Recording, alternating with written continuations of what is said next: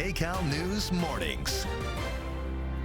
Good morning, everyone. Today is Sunday, May 25th. Welcome to KCAL News at 8:30 on CBS. Also streaming on CBS News Los Angeles. I'm Rachel Kim. And I'm Amanda Starn-Tino. We have this long 3-day weekend for Memorial Day. A lot of people honoring our service members and everything they've done for us. And we want to say thank you for your service as well. Alex Biston joins us live in studio with your weekend forecast. What are you looking at? And Amanda and Rachel, a lot of people have plans outdoors today and tomorrow. And of course, we've covered here and to let you know exactly what's going to be happening. And this morning, it is all about the cloud coverage. We've got low clouds across Long Beach. It is gray this morning. You can see the sun trying to peek out there. Temperatures in the 60s at this hour. So this afternoon, temperatures at or slightly below average. We've got high 60s at the coastline with some areas at the beach seeing the clouds linger into this afternoon. Low 70s across Los Angeles and Orange County. Meanwhile, we will feel temperatures in the high 70s to low 80s across the valleys. A little bit warmer in the high desert today with those onshore winds this afternoon. Low 70s up in the mountains. So we have more on the warming trend. Some areas in the 90s as we head into the end of the week. Details on that coming up in just a few minutes. Amanda and Rachel, back to you. Alex, thanks. And as Alex told us, it's going to be a beautiful day. Good time to head out to the beach. Yeah, and if you're still wondering where to go, well, we've got some helpful information for you. KCAL News reporter Elise Martinez live in Santa Monica with a look at the best and worst here in Southern California. Good morning, Elise.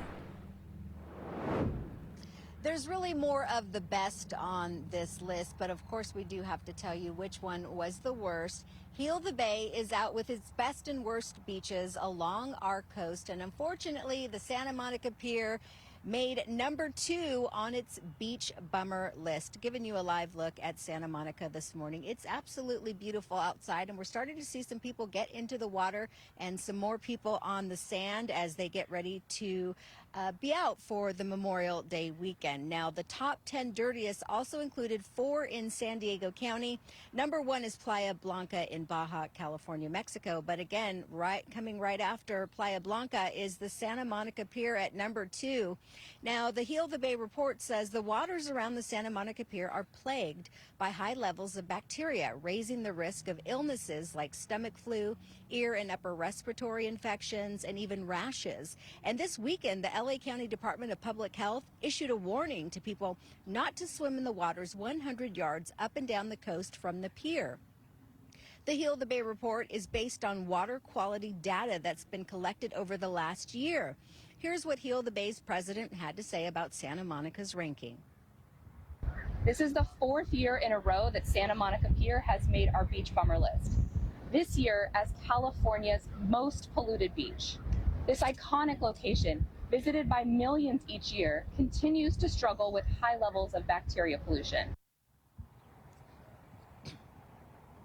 And it's not all a big bummer. 62 beaches earned A+ water quality grades. Orange County remains the king of the coastline with 34 beaches on the report's honor roll. Also on the honor roll, LA County with 7 beaches, including Dockweiler State Beach at Grand Avenue, Hermosa Beach, Long Point and Rancho Palos Verdes, and Manhattan Beach at 28th Street. Now, the goal of this annual report is not to shame anybody, but it's more to keep the 100 million people who visit our beaches every year, to keep them safe. Now, as for Santa Monica, the officials here say they're well aware of the issue. They're doing constant research to figure out what the source of this bacteria is, and they're working on the problem. They want to try to get off that list for the next year. But again, they want to emphasize that it's really only 100 yards around each side of the pier, and the rest of the beach is safe to enjoy. So again, a lot of choices, a lot of beautiful places to go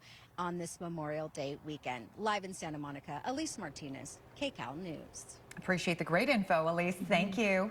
Well, did you feel it? A sonic boom rattled parts of Southern California. This is video of the SpaceX Dragon re-entering Earth's atmosphere off the Southern California coast late last night.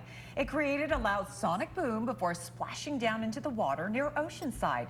Now, many people thought it felt like an earthquake, but again, this was a sonic boom from a SpaceX Dragon.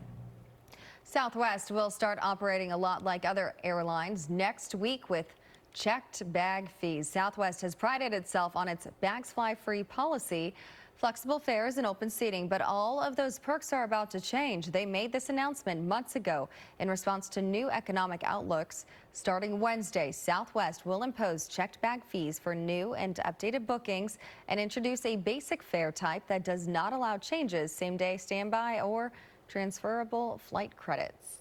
The cost of childcare in the U.S. just keeps climbing.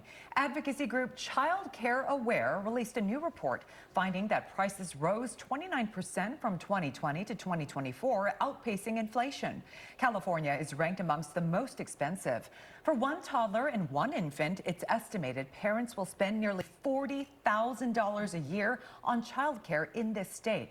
The state's minimum wage of $16.50 equates to just about $35,000 a year and wouldn't even cover that. More than 4 months after the January wildfires, we're getting a clearer picture of just how much rebuilding will actually cost. Damage from the Palisades and Eaton fires is estimated at $250 billion.